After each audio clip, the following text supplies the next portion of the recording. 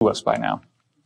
So this is the same pile of sand in the same water, just with different sound frequencies. And this is a very important point we're going to get into soon. The fact is that you can crank up the sound to a different frequency, and you get the same stable geometry. It stays there, it doesn't move. And when you crank it back down, it goes back to the other shape. So these shapes remain consistent for the given volume of water that you have and the shape of that water, regardless of how many times you change your frequencies. And it's also important to notice that the density of the structure, the density of the geometry gets higher as the pitch goes higher. These are increasing pitches as you go down. So that's a very important point. So what if physical matter was actually built like this? What if this is the secret of physical matter? Could that mean that atoms and molecules as we know them could fundamentally shift? That's what we're looking at. As I was training you into seeing yesterday, is there a parallel reality where space and time flip over, where they invert with each other? And the answer is yes. That's actually what is going on. Does this solve all the basic quantum physics problems? It does. And that's been proven. Goes back to the two-slit experiment, where you have single electrons that move through two slits, but then they form an interference pattern of more than two slits on the other side, which is like a wave. So here you have a particle, but over here you have a wave, and you can even have multiple strikes at the same time. So atoms and electrons are not little bitty chunks of matter. They're just energy. But they're not behaving the way they should. So here's another diagram of that. This is what a wave does. A wave is just like if there was a liquid here, and then it hits this, it ripples like two waves on a pond coming together, and that's how you get your interference pattern. So of course, wave-particle duality. What we're discussing now is the idea that a particle is here in space-time. That's where it's fixed in time but can move around in space. But in the inverted world, it's spread out in time. So it's still the same thing. It's just that it's now flipped over into another domain. And in that other domain, it spaces out in time, and thus you get this kind of waveform that's created from it. Well, this would all be just kind of an interesting intellectual study until you start looking at larger objects. Now check this out. This is a little thing called a buckyball or a fullerene. It's carbon molecules, 60 of them put together. Obviously, this is a solid piece of matter. In fact, they're used to store items inside of them. They can be used for like disaster cleanups, like oil spills eventually. If they could manufacture enough of them, that kind of thing would be great for that. Well, Zellinger in 1999 took these carbon-60 molecules and shot them at a 100 nanometer diffraction grating, which is a little slit like we showed you before, and he got an interference pattern, which is like a wave. So do you realize what that means? The buckyballs were rolling inside out somehow. They hit that wall, and they turned over. Like, have you ever had one of those little balloons where you squeeze it in your hand and it goes whoosh? Is everybody with me? That's what seems to be happening with physical matter, and I've heard that from black ops people as well. This is performed in Austria. So this little guy popped into all these waves when he hit the wall because he flipped inside out.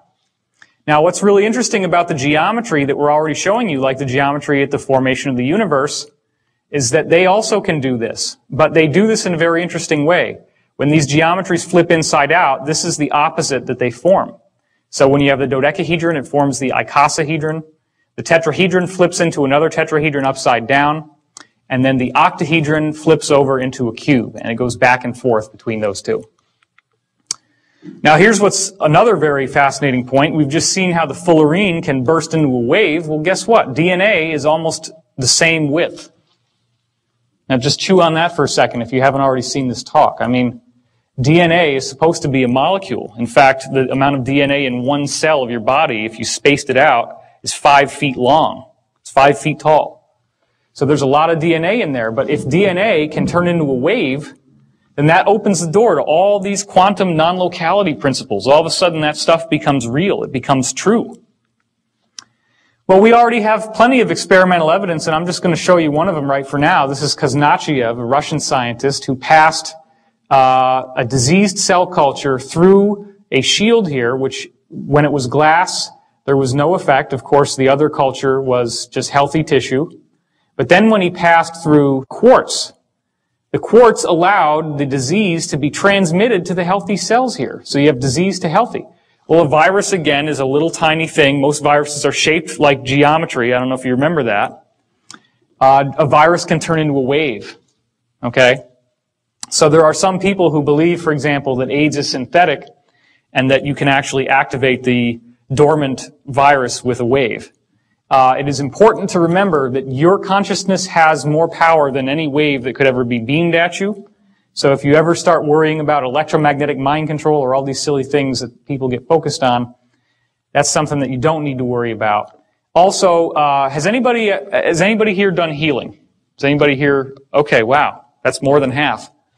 Have you ever noticed how if you're with somebody and you're really empathizing with somebody who's sick, that you start feeling some of the same thing that they've got? There was a case where I had a woman, they were doing a Reiki session on her, and I was in the room, and I started to have this outrageous pain in my big toe. It turns out that she had a gangrenous foot. That exact spot on my toe that hurt was where the pain was the most strong for her. So this is real stuff. But the thing is, when you get these energetic beamings, unlike this helpless little cell culture, your consciousness has a huge effect on what's going to happen to you. And those little health problems, they don't last very long, right? I mean, usually if you ever do healing work on somebody, just as a tip, go and wash your hands from the elbows down, because that will get rid of this transmitted energy. Okay, it's a very effective means of doing that. So Dewey Larson, the physicist, revealed that time is in fact a three-dimensional domain. And this is where we're getting into the idea of what's over there on the other side when you flip over a particle and it turns into a wave. There's a three-dimensional realm where time as we know it is spaced out. Now, okay, not everybody's following me on this, but we're going to go into how this works, so just stay with me. Einstein talked about the space-time fabric, and the basic idea about gravity is that planets are like dipping down in this fabric, and then gravity is just the result of things rolling towards the planet as the fabric is displaced. Well, think about it. If this were true, and all the planets are sitting on top of this fabric, that means that only the fabric and what's above it represents the realm that we live in. But then you got this whole place on the bottom.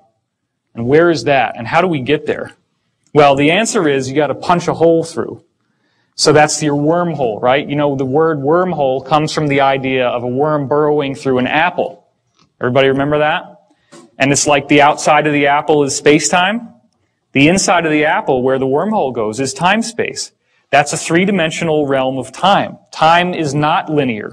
It's only linear because we're stuck in space-time. So what happens is time-space is on the inside of the apple, or the donut in this case, and space-time is on the outside. But this whole system can invert so that space-time is now on the inside and time-space is on the outside. So here's the basics of it again. 3 dimensions of space and 1 dimension of time. You can move around in space, but you're fixed in time. It's moving forward like a river. When you go into time-space, what we would think of as time is now 3-dimensional, and what we would think of as space is now 1-dimensional. You actually move around in 3 dimensions of time. This is where we're having dreams. This is where we're having astral experiences. That's why a psychic in a particular place can actually look forward and backward in time in that location, because they're viewing through time-space. That's what your psychic function is. The distance you travel in time-space is actually time travel over here.